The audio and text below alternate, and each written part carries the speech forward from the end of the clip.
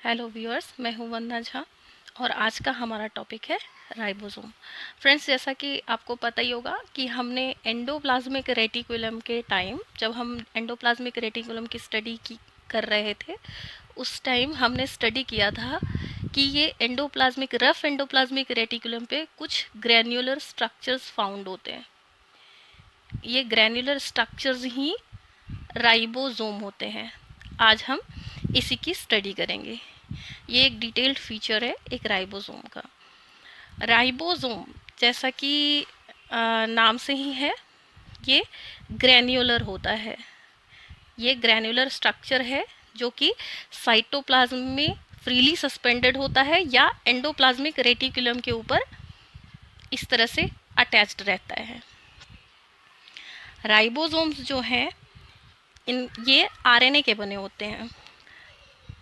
Ribosomes जो हैं ये आरएनए के बने होते हैं। आरएनए प्लस प्रोटीन के बने होते हैं। आरएनए का मतलब होता है राइबोज न्यूक्लिक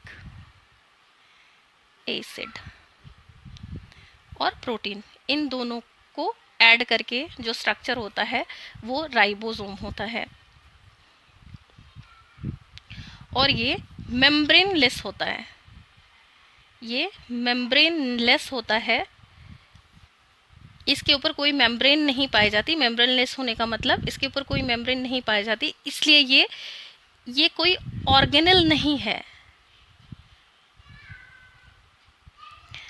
ये कोई ऑर्गेनल नहीं है, बट इसका फंक्शन बहुत ही ज़्यादा एफिशिएंट है हमारे सेल में, हमारे बॉडी के लिए। इसमें आरएनए का जो अमाउंट रहता है वो 50% रहता है और प्रोटीन का अमाउंट भी 50% रहता है। ये एक ग्रैन्युलर मैक्रो मॉलिक्यूल है। ग्रैन्युलर मतलब दानेदार, मैक्रो मॉलिक्यूल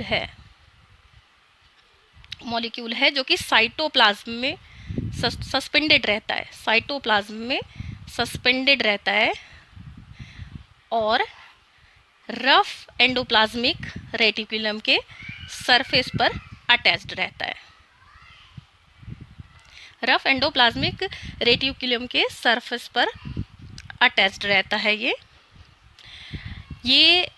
जैसा कि हम यहाँ ड्राइंग में देख रहे हैं, इसकी पिक्चर में, ये दो सब यूनिट्स से मिलकर बनता है। ये दो सब यूनिट से मिलकर बनता है। ऊपर वाला जो सब यूनिट रहता है वो लार्ज सब यूनिट और दूसरा स्मॉल सब यूनिट। लार्ज सब यूनिट और स्मॉल सब यूनिट, अब इसका क्या, ये कैसे इस तरह से अटैच होता है, इसको ज़रा हम देख लेते हैं। ये हम इसको स्टडी करेंगे टाइप्स में। जब हम टाइप्स करेंगे तब हम लार्ज सब यूनिट और स्मॉल सब यूनिट की डिटेल में थोड़ा सा इसको स्टडी करेंगे। राइबोसोम जो है एक्चुअली क्या करता है, राइबोसोम जो है वो प्रोटीन सिंथेसिस करता है सेल के अंदर। सेल के अंदर प्रोटीन सिंथेसिस करता है। प्रोटीन सिंथेसिस करता है सेल के अंदर। और राइबोसोम का कहाँ सिंथेसिस होता है, तो राइबोसोम खुद जो है सिंथेसाइज्ड होता है न्यूक्लियोलस में। न्यूक्लियोलस, हम न्यूक्लियस और न्यूक्लियोलस को डिस्कस कर चुके हैं न्यूक्लियस नाम के एक सेशन से। न्यूक्लियोलस में राइबोसोम सिंथेसाइज्ड होता है। ये राइबोसोम की सबसे पहली जो डिस्कवरी हुई थी वो मिड 1950 में हुई थी। मिड 1950 में हुई थी और जॉर्ज एमिल पैलेट नाम के साइंटिस्ट ने इसको डिस्कवर किया था। जॉर्ज एमिल पैलेट नाम के साइंटिस्ट ने इसको फर्स्टली डिस्कवर किया था। इसके अलावा वेंकट रामन रामाकृष्णन,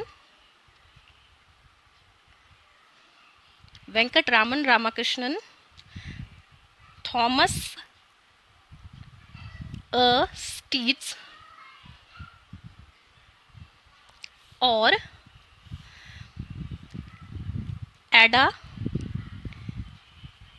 ई योनाथ को केमिस्ट्री में नोबेल प्राइज मिला था। केमिस्ट्री में नोबेल प्राइज मिला था 2009 में। अब हम बायोलॉजी में केमिस्ट्री कैसे ले आए? तो बायोलॉजी में केमिस्ट्री इसलिए क्योंकि इन्होंने राइबोसोम की स्टडी की थी, स्ट्रक्चर एंड फंक्शन की डिटेल स्टडी की थी केमिकल्स के सपोर्ट से। इसलिए इनको 2009 में वेंकटरामन रामकृष्णन, थॉमस ए स्टीट्स और एडा ई योनाथ को केमिस्ट्री का नोबेल प्राइज दिया गया था 2009 में राइबोसोम की डिटेल स्टडी के लिए। अब बात करें इनके टाइप्स की बात करें तो ये दो टाइप के होते हैं। एक होता है 70s और दूसरा होता है 80s। यहाँ पर S जो है ये स्वेडबर्ग यूनिट को रिप्रेजेंट करता है। S means Svedberg unit. 70s ribosome जो है ये प्रोकैरियोटिक सेल में पाया जाता है और 80s राइबोसोम जो है वो यूकैरियोटिक सेल में पाया जाता है। यूकैरियोटिक सेल में पाया जाता है। 70s प्रोकैरियोटिक में पाया जाता है और 80s यूकैरियोटिक सेल में पाया जाता है। 70s प्रोकैरियोटिक सेल के अलावा 70s राइबोसोम जो है वो प्रोकैरियोटिक सेल के अलावा माइटोकॉन्ड्रिया और क्लोरोप्लास्ट में भी प्रेजेंट होता है। माइटोकॉन्ड्रिया और क्लोरोप्लास्ट में 70s राइबोसोम का प्रेजेंट होना हमको ये शो करता है कि कहीं ना कहीं यूकैरियोटिक सेल्स जो हैं वो प्रोकैरियोटिक सेल्स से ही इवॉल्व हुए हैं और ये सेल ऑर्गेनल्स होते हैं। इस वजह से इसमें स्मॉलर यूनिट राइबोसोम का स्मॉल टाइप जो है वो हमको शो होता है। तो माइटोकॉन्ड्रिया और क्लोरोप्लास्ट में भी प्रोकैरियोटिक सेल के अलावा 70s राइबोसोम जो है वो प्रेजेंट होता है। 70s को अगर हम डिटेल्ड में पढ़ें तो 70s में दो सब यूनिट होते हैं। एक सब यूनिट होता है इसका 50s का और दूसरा सब यूनिट होता है 30s का। अब हम बोलते हैं कि 50 और 30s दोनों मिलकर तो 80s हो जाने चाहिए, पर ये 70s क्यों है? तो इसको हम इस तरह से समझते हैं। ये हमारे पास ये पेन है और ये कैप है इसकी। हम इस पेन को मान लेते हैं 50s और इस कैप को हम मान लेते हैं 30s। ठीक है, अगर हम इस तरह से लगाते हैं इसको तो ये भले ही 80s हो जाएगा, बट राइबोसोम की फिक्सिंग इस तरह से होती है। ये क्या हुआ? इसमें ये हुआ कि इसकी गैप कम हो गई, डिस्टेंस कम हो गई, मर्ज हो गया पेन कैप के अंदर। कुछ इसी तरह का ये राइबोसोम के अंदर भी होता है कि 70s और 30s होते तो सब यूनिट दो, एक 50s का और एक 30s का, बट ये मर्ज हो जाते हैं और 70s को बनाते हैं। ठीक इसी तरह 80s सब यूनिट में जो लार्जर यूनिट होता है वो 60s का होता है और जो स्मॉलर यूनिट होता है वो 40s का होता है। अब बात करते हैं इसके फंक्शन की। इसका मेन फंक्शन जैसा कि हम देख ही चुके हैं, बता चुकी हूँ मैं आपको, ये प्रोटीन सिंथेसिस करता है। ये कैसे करता है प्रोटीन सिंथेसिस? ये प्रोटीन सिंथेसिस करता है किसकी हेल्प लेकर? तो mRNA मतलब messenger, M stands for messenger RNA, tRNA, here T stands for transfer RNA and rRNA, here R stands for ribosomal RNA, ribosomal RNA। अब इसमें क्या होता है कि जो mRNA होता है, मैसेंजर RNA जो होता है, वो क्या करता है? इंफॉर्मेशन इसके पास होती है, इसके पास ये इंफॉर्मेशन होती है कि किस तरह के प्रोटीन का कंस्ट्रक्शन करना है, टाइप ऑफ प्रोटीन जो कंस्ट्रक्ट होना है उसकी इंफॉर्मेशन रहती है मैसेंजर आरएनए पर, मैसेंजर आरएनए पर। उसके बाद क्या होता है, ये ट्रांसफर आरएनए जो होता है ये क्या करता है, ये एमिनो एसिड को, जैसे कि आप हम यहाँ ड्राइंग में देख रहे हैं, ये लार्जर सब यूनिट, स्मॉलर सब unit, messenger RNA, transfer RNA.